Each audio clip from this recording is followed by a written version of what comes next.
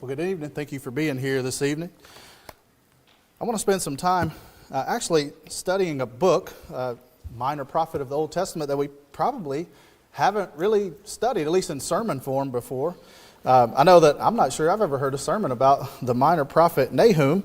And so I thought this evening we'd spend some time talking about that. Actually, somebody asked me to talk about it, and I'm trying to make good on a promise that I made to try to spend some time doing a lesson over the book of Nahum. It's a pretty short book, 3 chapters. We're not going to read the entire book by any stretch of the imagination, but we're going to try to do a summary, and kind of get the overall gist of what the book is about. And so that's what we're going to try to do tonight. One of the probably, as I said, least known books of the Bible, the Old Testament. Nahum isn't quoted in the New Testament, maybe alluded to, but not directly quoted from. And so that's what we'll talk about tonight. So appreciate you being here. Hopefully, I think this was good for me to prepare some of this. Hopefully this will be interesting and good for you as well as we talk about this little book in the Old Testament. I want to begin by looking at some background or historical information. In the first place, we already said Nahum is a minor prophet, only mentioned in this book.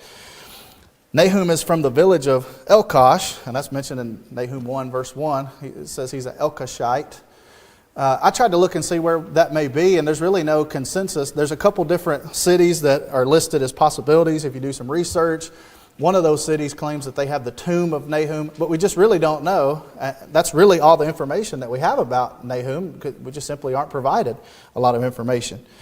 I did look up about the name. Nahum means comfort. It's a sort of a shortened in the Hebrew form of the name Nehemiah. We're more familiar with the name Nehemiah. Nehemiah means God comforts, or the comfort of God, and Nahum would just mean comfort. Thought that was interesting. Now here's a little bit of a timeline. Now remember, we're talking BC, so the bigger the number is further back. We're getting closer to 0. We remember the story of Jonah going to go preach at Nineveh, right? We know he tried to circumvent that, and he ended up getting swallowed by the big fish. He eventually went to go preach to Nineveh, and the whole city of Nineveh repented. Nineveh was the capital city of Assyria. Pretty wicked city. Jonah went to preach to them in 760 BC, and they repented. These are approximate numbers, so you may find a little bit of differences if you do research, but about 750 BC that happened. Well, then in 660 BC, approximately 660 BC, Nahum foretells of Nineveh's destruction. So what we're going to be reading in Nahum is about Nineveh, that same city that Jonah preached to, about 100 years closer to 0, 100 years later. In 612 BC, the Assyrian Empire, including Nineveh, was destroyed. All right, so less than 50 years before it happened, Nahum was talking about Nineveh, and Nahum was prophesying and foretelling Nineveh is going to be destroyed. And then that happened. You can find in history in 612 BC that took place, and we'll mention a little bit about that as we go through our lesson tonight. So hopefully you've got sort of in your mind the timeline that we're in here and some of the details that happened historically. I put a map up here. I don't know if this map helps you out or not, but we're familiar with this area right in here. The Bible lands. Jerusalem is right here. Israel is right here. Nineveh's over here. I don't know if that does anything for you or not, but that's where Nineveh was, up in Assyria. Again, you can see that, and Nineveh was the capital city of Assyria. All right, I guess let's try to talk briefly about an outline of this book. Again, I said we weren't going to read everything, but I've got just 1 point per chapter here as far as this outline goes, and we'll just put them all up here. If I were going to sum it up, I would just say it like this. In Nahum chapter 1, it's talked about what God is going to do, and then in chapter 2, it's talked about how God is going to do it, and then in chapter 3, it outlines why He will be doing it. And so that's the judgment coming to Nineveh, and that's kind of a brief outline of the book. Okay. All right. So let's try to go ahead and dive in here. This book of Nahum. In the first place, we learned from the book of Nahum that God deals with His enemies, and we learn how He deals with His enemies. I want to look at Nahum right at the very beginning. What was read for us, Ben read for us there in Nahum chapter 1. This is supposed to be verses 1 through 3. It says, the burden against Nineveh, the book of the vision of Nahum the Elkoshite. God is jealous and the Lord avenges. The Lord avenges and is furious. The Lord will take vengeance on his adversaries, and he reserves wrath for his enemies. The Lord is slow to anger and great in power, and will not at all acquit the wicked. First of all, when we read this first couple verses here of the book of Nahum, we learn that God's a jealous God. It's stated right here, God's jealous. Now, we typically associate jealousy with being a negative attribute. We try to tell our kids, you ought not to be jealous of possessions that other people have. Don't covet after things that other people have. And most of the time, jealousy is wrong that way. But God is jealous in the sense that he wants people to serve him and only him. The people of Nineveh had done that at one point in time. Jonah went to them, preached to them. They all repented. They had turned to God. And obviously that made him happy. He was pleased with that. But when they turn away from God, well, now he's upset. He is a jealous God. He wants people to worship him and him alone. The second thing I think we learn here is that God reserves his wrath for his enemies. God has righteous indignation.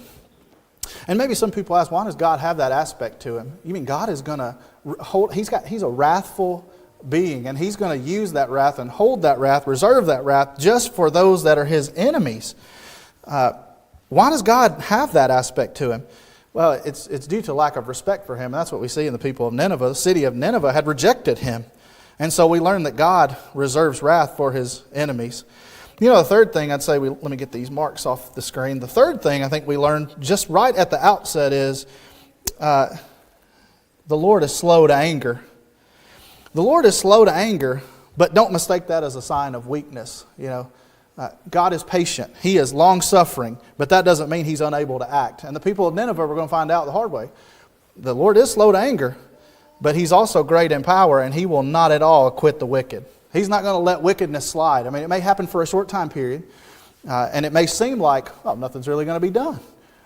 He's not going to do anything about that. But eventually, don't mistake his long-suffering nature for not doing anything at all. There will be judgment. It will come, and that's the lesson that Nahum was trying to bring to these people, again, up here against Nineveh. In Nahum, first chapter, verse 6 and verse 8, it says, who can stand before his indignation, and who can endure the fierceness of his anger? His fury is poured out like fire, and the rocks are thrown down by him. Verse 8 says, but with an overflowing flood, he will make an utter end of its place, and darkness will pursue its enemies. This seems to be pointing to the fact that Nineveh would come to an end with a flood. I didn't point it out on the map. I should have. We won't go back. But there's a river right beside Nineveh, the Tigris River. And I read some historical reports that Nineveh flooded in 612 BC. And a portion of the wall around Nineveh was destroyed by that flood. And that's how their enemies gained access to the city. And so here, Nahum is saying it's going to be an overwhelming flood that's going to cause an end. It will make an utter end of its place.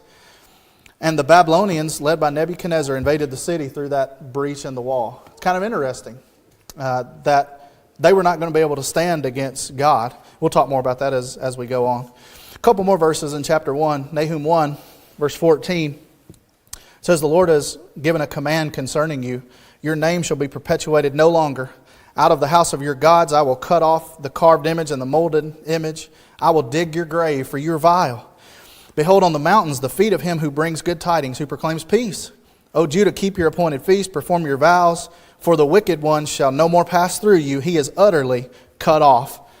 Nineveh is being told that they're going to be utterly cut off because of their disobedience. So God's a righteous judge. He's not doing anything wrong to them. He is answering to them according to their behavior and their conduct. And so they have been evil.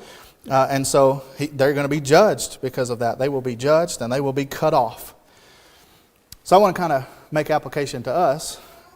Go to Hebrews chapter 10, beginning at verse 26. I know there's a lot of words up here, but very similar warning for us. It says, for if we sin willfully after we have received the knowledge of the truth, there no longer remains a sacrifice for sins. We talked about that verse came up in class this morning. It says, but a certain fearful expectation of judgment and fiery indignation which will devour the adversaries. Anyone who has rejected Moses' law dies without mercy on the testimony of 2 or 3 witnesses. So if we stop right here, if you reject the law of Moses by the testimony of 2 or 3 witnesses, you'd be put to death. It says, of how much worse punishment do you suppose will he be thought worthy who has trampled the Son of God underfoot, counted the blood of the covenant by which he was sanctified a common thing, and insulted the Spirit of grace?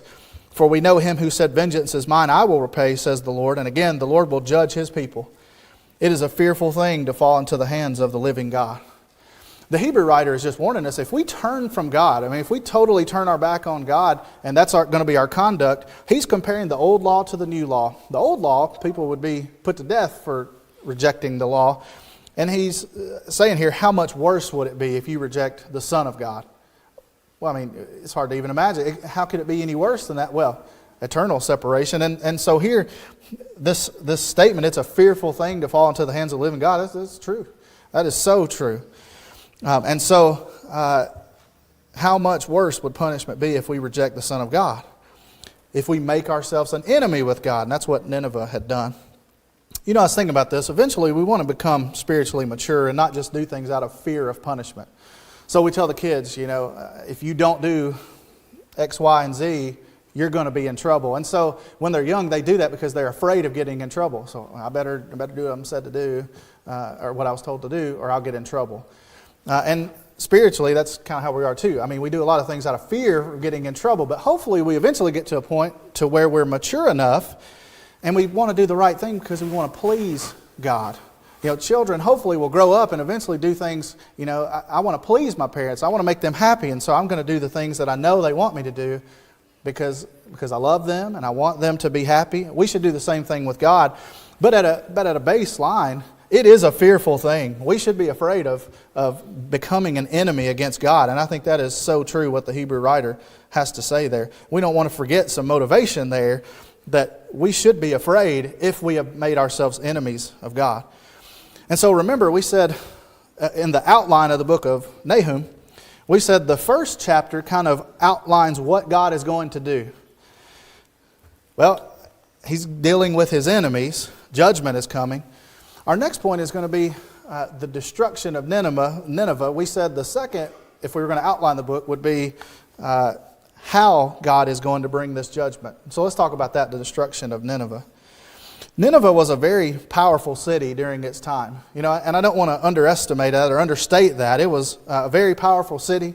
They would have had a lot of pride and a lot of consolation, I think, in how strong they were as a city and the Assyrian Empire as a whole. But I want to give you a quote about the city of Nineveh. And actually, this quote was written by Harry. This is a quote from an excerpt by Harry Osborne in Truth magazine in 1995. He said, less than 50 years before the destruction of Nineveh in 612 BC, the Bible prophet Nahum predicted its downfall. At that time, Nineveh was the capital of the Assyrian kingdom, the dominant power. Nineveh was more heavily fortified than any ancient city to that point in history. It had walls 100 feet tall and 50 feet thick. 3 chariots could ride abreast on the walls. Its towers were 200 feet tall. A moat 150 feet wide circled the 7 miles around the city. Just think about that. Think about walls being that tall. 100 feet tall walls, 50 feet thick, wide enough so that 3 chariots could ride side by side on top of the walls. That's crazy, isn't it? And then they had towers that were 100 feet taller than the walls for a total of 200 feet so that they could see any enemy coming their way. And so they felt like there's nobody going to come here and take us over. Not at all. Actually, I read that it was estimated that Nineveh could withstand a 20-year siege against it. So, if somebody started attacking us, the people literally thought, they can go at it for years. We don't even have to worry about it. It would take 20 years for people to figure out a way to get in here. And so they were pretty prideful maybe or confident in their strength. They were a strong city. But the fact of the matter is they were not strong enough to stand up against God. And that's what Nahum was telling them. So we go back to Nahum chapter 2. Look at verse 1 there. It says, he who scatters has come up before your face. Man the fort, watch the road, strengthen your flanks, fortify your power mightily. For the Lord will restore the excellence of Jacob like the excellence of Israel. For the emptiers have emptied them out and ruined their vine branches. All right, so even though they had some defenses, they had made preparations against anybody that would come up against them, it wasn't going to be enough to stop the will of God. Let's look at verses 5 through 7. It says, He remembers His nobles. They stumble in their walk. They make haste to her walls, and the defense is prepared. The gates of the rivers are opened, and the palace is dissolved. It is decreed, she shall be led away captive. She shall be brought up, and her maidservants shall lead her as with the voice of doves beating their breasts. So there's some of this talk about how, the defense is prepared. Everything seems to be in place defense-wise, but she's going to be led away captive. In the end, God is going to cause Nineveh to fall, and that's exactly what happened. He was just warning them, don't put so much hope in your defenses, because they're not going to stop God. In verse 13 of Nahum chapter 2, it says, Behold, I am against you, says the Lord of hosts. I will burn your chariots in smoke, and the sword shall devour your young lions. I will cut off your prey from the earth, and the voice of your messengers shall be heard no more. Can you imagine God, the God of heaven, making a decree saying, I am against you? That is pretty scary. And that's exactly what He did against Nineveh, because they had rejected God. And so total destruction is being talked about here. He was absolutely going to totally destroy them. Regardless of what they had done, regardless of any preparations they had made, they couldn't stop God if He was against them. Similar to that, the destruction of the world is described in 2 Peter 3. It says, The day of the Lord will come as a thief in the night, in which the heavens will pass away with great noise, and the elements will melt with fervent heat. Both the earth and the works that are in it will be burned up. Therefore, since all these things will be dissolved, what manner of persons ought you to be in holy conduct and godliness, looking for and hastening the coming of the day of the God, because of which the heavens will be dissolved, being on fire, and the elements will melt with fervent heat. The destruction of the world is described here, and it's the same idea, complete, total destruction. The very elements will be burned up, and there's nothing that we can do to stop that. People are so concerned today with saving our environment. We hear all the time about your carbon footprint and, your usage of things that might harm our environment because of climate change. It's talked about all the time. At work, we talk about it. We want to recycle. We want to make sure that we can make this earth last, right? And we want to be good stewards of what we've been given. But ultimately, there is nothing we can do to stop God. There is nothing we can do in order to stop the destruction that God has willed. And that's what's being talked about here. There is going to be a day in which God will destroy all of this, and we can't stop that. There's no defense we can put up. There's no preparation that we can make in order to stop what's coming, but we need to be prepared for it. If you're right with God, you won't have to fear that day of destruction. If you're right with God, you'll receive an eternal reward, right? And that's the point. Destruction of Nineveh was total and complete. It reminds me of the destruction of the world eventually that is coming. Thirdly, let's just talk about the state of woe in Nineveh. Again, we said that Nahum 3 kind of talks about why God is doing the things that He's doing. And so let's talk about the state of woe, just the utter helplessness that Nineveh is going to find itself in. Remember earlier we said that a flood caused one section of the wall to collapse. I read that the Assyrians were so confident in their defenses of the city that even after the flood and that section of the wall collapsed, you would think, what were they going to do? Well, I guess they'll run to that wall and then they'll protect it. They'll be sitting there waiting against their enemies. Do you know what they did? Do you know what the people of Nineveh did? They had a drunken feast. They had a big party. I read historically that they had a big drunken party because they knew our defenses are solid. There's no way we're going to fall. Again, we could withstand a 20-year siege, and so that flood might have knocked out a piece of our wall. Nobody's going to take us over, and so they had a big party. And then what happened was their enemies found out about that, and then they came in through that breach in the wall, and they overtook the city. They plundered it. Isn't that it's almost ridiculous? But that's the state of woe that they found themselves in, again, because of their pride and arrogance.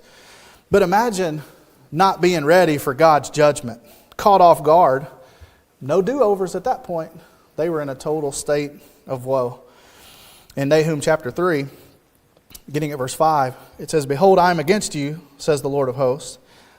Notice the language that's used here. It says, I will lift your skirts over your face. I will show the nations your nakedness and the kingdoms your shame. I will cast abominable filth upon you, make you vile, and make you a spectacle. It shall come to pass that all who look upon you will flee from you and say, Nineveh is laid waste. Who will bemoan her? Where shall I seek comforters for you? Man, the language here is pretty powerful, isn't it? They were caught off guard. They weren't prepared for this judgment. They had great pride in their physical strength. And so God says, I'm going to make you a spectacle. He talks about the shame of nakedness. You're going to be totally exposed. And there's not going to be any help there. You know, who's going to bemoan you? There's not going to be any comforters for you at that time. You're totally going to be in a bad situation, a total state of woe. Again, shame up here where it talks about, I will show the nations your nakedness. We talk about how that's a shameful thing. God said He's going to totally expose them. He was going to make them a spectacle, something to be seen, that destruction. Again, no help is going to be available then. Nobody was going to feel sorry for them when that judgment comes. In Nahum 3 at verse 18, it says, Your shepherds slumber, O king of Assyria. Your nobles rest in the dust. Your people are scattered on the mountains, and no one gathers them. Your injury has no healing. Your wound is severe. All who hear news of you will clap their hands over you, for upon whom has not your wickedness passed continually? Again, just complete and utter destruction. All the people who hear the news of you will clap their hands over you. And notice that your injury has no healing. Your wound is severe. So just complete destruction. An uncurable wound and no healing for this situation. That was the total state of woe. And again, we just took 4 verses out of Nahum chapter 3. But that's the situation they found themselves in. This terrible, terrible situation. In Luke chapter 13, consider our situation, thinking about us. In Luke 13, beginning verse 23, one said to Jesus, Lord, are there few who are saved? And He said to them, strive to enter through the narrow gate, for many, I say to you, will seek to enter and will not be able. When once the master of the house has risen up and shut the door, and you begin to stand outside and knock at the door, saying, Lord, Lord, open for us. And He will answer and say to you, I do not know you, where you are from.